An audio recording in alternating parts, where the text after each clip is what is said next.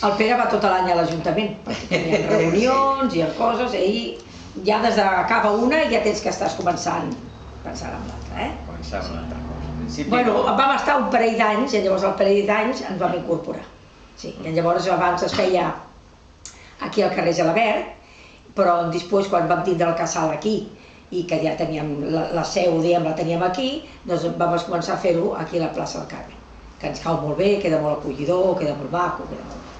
Diem, els que formen la comissió som 7, el de la comissió per organitzar i tot això. Ara de voluntaris, després del dia de la festa major, sempre s'afegeixen gent que ens ajuda i fem alguna coseta.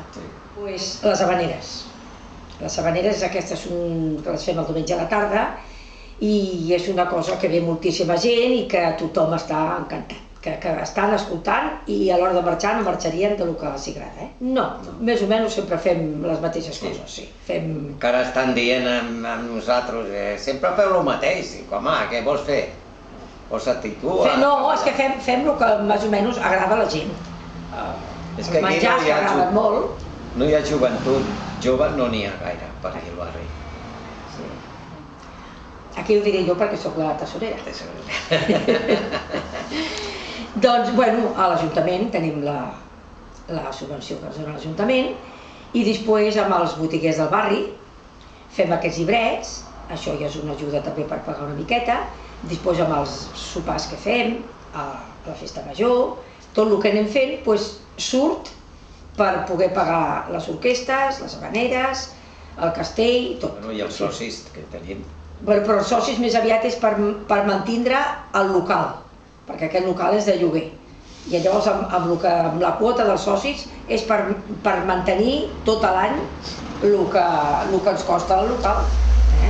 Sí, bueno, sí, el suport, sí. El que passa que, clar, que un quan demana la subvenció sempre demana més, oi? Perquè ja si... Però, com cada any més o menys ens donen igual, doncs ja passem amb això. Ja no demanem més perquè sabem que no caurà res més. I ens hem de conformar amb el que hi ha. I ara això, aquest casal, d'aquí no sé quants mesos, també anirà fora, perquè tot això va baix. Tota aquesta zona, saps? I llavors, també ens donaran, suposo, un altre casal per aquí als voltants.